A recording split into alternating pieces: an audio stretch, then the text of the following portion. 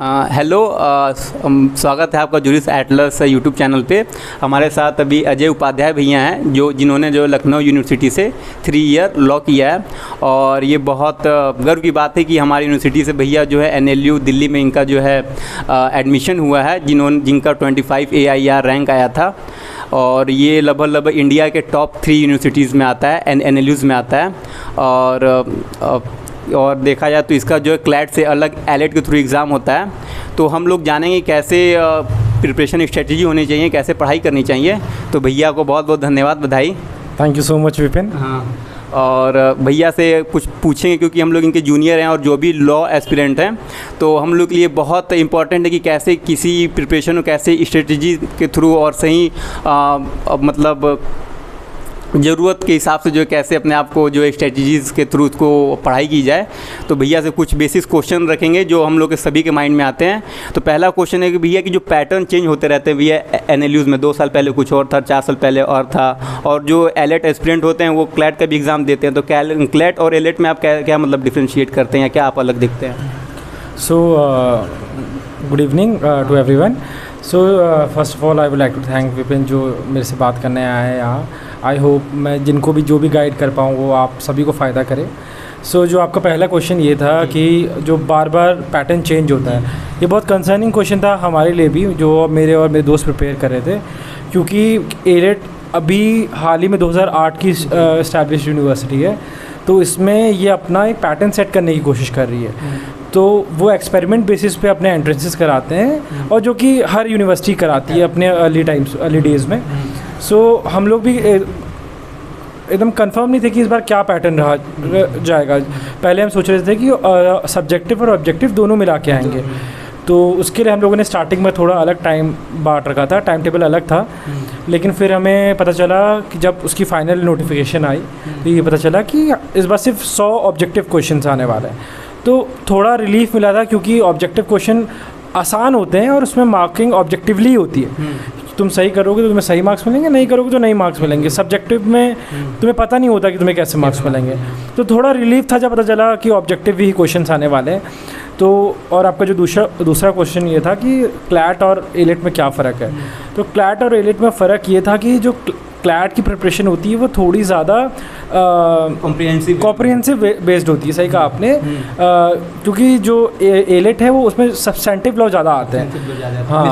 हाँ, उसमें बहुत अनप्रेडिक्टेबल रहता है। तो मैं ये कह सकता हूँ जो क्लैट प्रिपरेशन है वो बहुत प्रैक्टिस ओरिएंटेड है, और जो एलेट प्रिपरेशन है वो बहुत नॉलेज ओरिएंटेड है।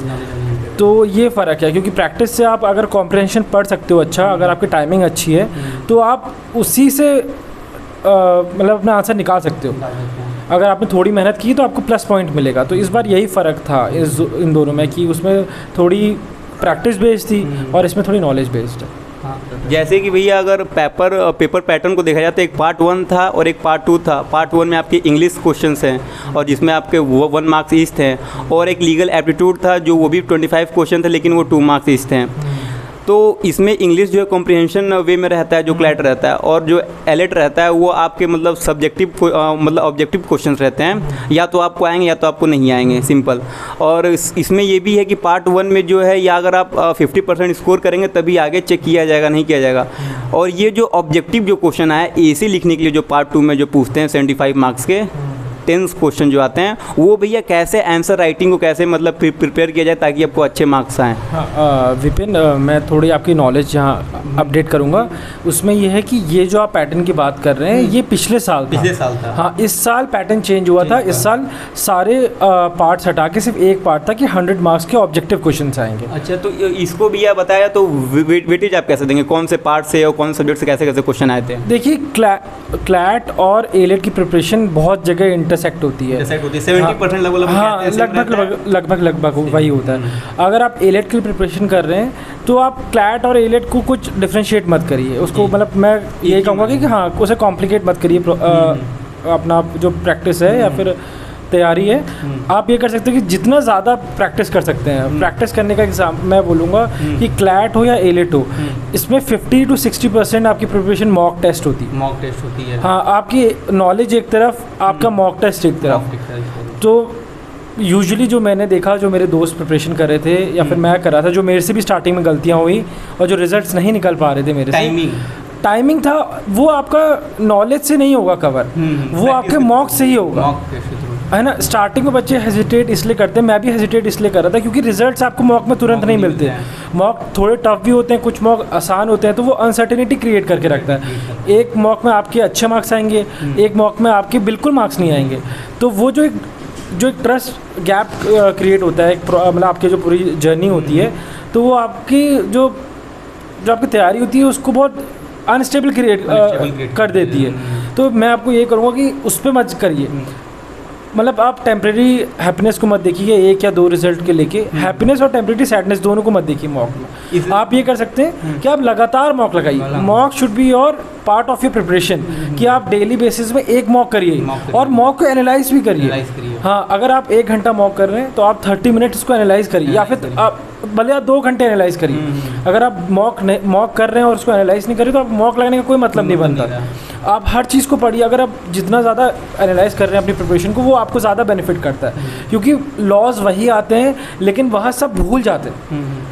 जैसे कि एक क्वेश्चन आया था, एलेट में क्वेश्चन आया था, वो था कि हिंदू मैरिज एक्ट में जुडिशियल सेपरेशन की बात कहाँ की गई है, मतलब कहाँ ये बोला गया कि दोनों कपल्स हैं वो आपस में डिस्कशन करेंगे डिवोर्स से पहले, ये कोई, और उसमें एक्ट्स के नाम दिए हुए थे, और चारों जो ऑप्शन थे वो 13, 14, 15, 16 दिए हुए थे। अब ये बहुत क्लोज हो गया। अब अगर आपकी कॉन्सेप्चुअल नहीं है तो बहुत डिफिकल्ट होगा वो, और वही आसान क्वेश्चन भी आए थे। तो मैं यही बोलूँगा कि जितना पढ़े उसको एनालाइज करते हुए पढ़ते रहें। एक कॉपी अलग बनाए जिसमें आप अपने एनालिसिस करते रहें अपनी प्रिपरेशन करने की, आपकी प्रिपरेशन बहुत आसान हो जाएगी। हाँ, तो भैया यही कह रहा था, मेरा बेसिक क्वेश्चन था कि जो जैसे मिसलिनियस लॉ आते हैं, मेजर लॉ होंगे, माइनर लॉ होंगे, तो इनका क्या वेटेज रहता है, क्या इसमें जो है आपके मैथ्स, रीजनिंग ये सब भी आते हैं कि नहीं आते हैं, या उनका वेटेज कितना होता है, इंग्लिश ये सब भी आते हैं? देखिए, रही बात क्लैट की, मैं आपको दोनों के साथ साथ बताऊंगा। बेसिकली हम लोग फोकस एलेट पे करें। एलेट का मैं आपको अपने बारे में बता सकता हूँ कि हमारे बारे में 2024 में क्या हुआ था। 24 में कुछ नहीं आया था, 24 में सिर्फ लॉज आए थे, सिर्फ सब्सटैंटिव लॉ आए थे। हाँ, उससे पहले रीजनिंग आई होगी कि नहीं आई होगी, आई डोंट नो, लेकिन इंग्लिश आती थी और सब्जेक्टिव आती थी। इस बार इंग्लिश भी नहीं आई। हाँ, लॉजिकल रीजनिंग भी आती थी, लॉ भी आता था और इंग्लिश भी आती थी। इस बार कुछ नहीं है, बस लॉ आया। इस बार सिर्फ लॉ आया था। तो हमको 2-3 महीने पहले पता चल गया था कि इस बार सिर्फ लॉ आने वाला है, तो हम सभी ने उसमें ज़्यादा फोकस किया था। और मेरे को जो एक चीज़ समझ में आई थी, जितने मेंटोर से मैंने बात की, उनने सभी ने मुझे ये सजेस्ट किया था कि आप मॉक पे फोकस करें। मैं बार बार मॉक में इसलिए फोकस करने को बोल रहा हूँ क्योंकि मेरे को इससे बहुत बेनिफिट मिला। अगर, और आपका जो एक क्वेश्चन था कि ये कि आपने मिसलेनियस लॉ कैसे किया, जैसे मिसलेनियस लॉ में आता है टैक्स लॉ, सेबी लॉ, ये सब जो लॉज हैं, ये सब लॉज पढ़ना के लिए आपको थोड़ा टाइम चाहिए। और मैं समझता हूँ कि आजकल के टाइम में स्पेशली जो बच्चे अपनी ग्रेजुएशन या पोस्ट ग्रेजुएशन के साथ तैयारी कर रहे हैं किसी भी कंपटीशन की, वो नहीं एक्स्ट्रा लॉज पढ़ पाते हैं। तो मेरे हिसाब से एक स्टैंडर्ड प्रिपरेशन अपनी कर लेनी चाहिए, जो स्टैंडर्ड प्रिपरेशन सब लोग कर रहे हैं, CRPC, IPC, constitution, environmental, international law, ये जो सब कर रहे हैं, ये आपका 60-70% कर लेता है। अगर आपके पास टाइम रहता है तो आप 1-2 लॉज उठा लीजिए, क्योंकि लॉज बहुत ज़्यादा है इंडिया में, बहुत ज़्यादा है, और सारे लॉज कवर होते हैं उसमें। अगर हम बात कर रहे हैं कि टैक्स लॉ की बात करें तो टैक्स में भी बहुत सारे लॉज हैं, कंपनी लॉ हो गया, पब्लिक इंटरनेशनल लॉ हो गया, एनवायरमेंट लॉ हो गया, बेसिकली 4-5 लॉ रहते हैं, कॉन्ट्रैक्ट लॉ हो गया, IPC हो गया। ये मैं यही सजेस्ट करूँगा कि स्टार्टिंग में आप 10 लॉज ले लीजिए, है ना, जो आपकी अंडर ग्रेजुएशन में पढ़ाई की जा रही है, आप उसी के लॉज प्रिपेयर करिए। मोस्ट ऑफ द क्राउड का कंपटीशन मेरे हिसाब से उसी में होता है, उसी में रहता है। अगर टाइम है तो आप 1-2 एक्स्ट्रा लॉज जो PYQs में पूछे गए हैं और आपको रेलिवेंट लग रहे हैं, तो उसको आप गो थ्रू कर सकते हैं, और वो भी सिर्फ PYQs और बेयर एक्ट की एक रीडिंग से। मुझे नहीं लगता कि उसमें आपको एक्स्ट्रा एफर्ट डालना चाहिए, जिससे मतलब मुझे नहीं लगता वो आपको उतना बेनिफिट देगा, रिटर्न ऑफ इन्वेस्टमेंट उतना नहीं लगता मुझे मिसलेनियस लॉज का। तो मॉक टेस्ट में भैया जो कह रहे थे उन्हीं को बात को मैं आगे बढ़ा कहना चाहूँगा कि हम लोग का एक बेसिक माइंडसेट होता है कि जब अच्छे से प्रिपेयर हो जाएगा, जब सब तैयार हो जाएगा, तब मैं मॉक टेस्ट दूंगा।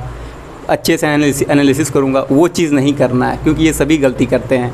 क्योंकि हमारा जब एक बार पूरा सिलेबस कवर हो जाएगा तब मैं मॉक टेस्ट देने बैठूंगा टाइमर लगा के, वो चीज़ नहीं करना है। आपका 10% सिलेबस तैयार है, आप अभी से करना स्टार्ट करिए। गलत करेंगे सही करेंगे, क्योंकि क्वेश्चन कई बार रिपीट करते हैं, हो सकता है आपका जो मॉक टेस्ट है वो हूबहू ऐसा रिपीट कर दे। तो मॉक टेस्ट जो है कंटिन्यू दीजिए, यही आपका की है, मतलब बेसिक यही है। डेफिनेटली। और आप कभी वेट ना करें कि मेरा पूरा सिलेबस कंप्लीट हो, क्योंकि आपका सिलेबस कभी पूरा कंप्लीट हो नहीं पाएगा, क्योंकि लॉस बहुत सारे इंडिया में हैं।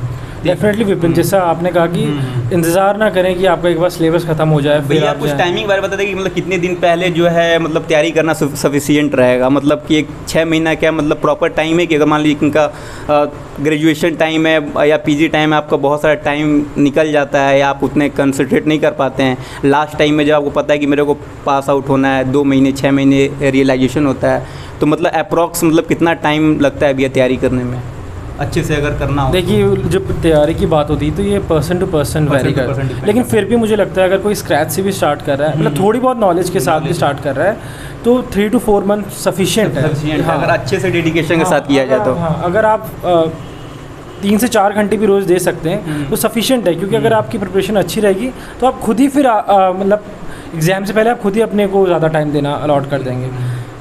तो और भैया ये सब तो मान लीजिए बहुत हैक्टिक क्वेश्चंस हो गए हैं, बहुत मतलब ज़्यादा माहौल बना दिए हैं ये। तो थोड़ा एक नॉर्मल जो हम लोग जो स्टूडेंट्स हैं, जो एस्पिरेंट जो बेसिक हम लाइफ में जो प्रॉब्लम फेस करते हैं उनके बारे में जानते हैं, जैसे सोशल मीडिया हो गए, फ्रेंड सर्कल हो गए, भैया उनके बारे में कैसे मैनेज करना है, क्या करना है? क्योंकि आपने भैया सोशल मीडिया, क्योंकि भैया अटेंशन टाइम बहुत कम है, शॉर्ट्स हो गए हैं, रील हो गए हैं, फैमिली को भी मेंटेन करना है और करियर प्रॉब्लम भी, क्योंकि क्लैट अगर आप कर रहे हैं या पीजी एलएलएम में ले रहे हैं तो आप पहले ग्रेजुएशन करिए, फिर 3 ईयर लॉ करिए, फिर आप एलएलएम में एडमिशन लीजिए, तो कम से कम 5 से 8 साल का मतलब एक बहुत बड़ा टेन्योर लग जाते हैं। तो उस चीज़ को भैया एक आप कंसर्न जो है वो नहीं, ये मुझे भी ऐसा फील होता है, ये बहुत मेजर कंसर्न है आजकल के टाइम में, क्योंकि जो अटेंशन स्पैन है वो कम हो गया है, इसमें कोई डाउट नहीं है इस चीज़ को लेके।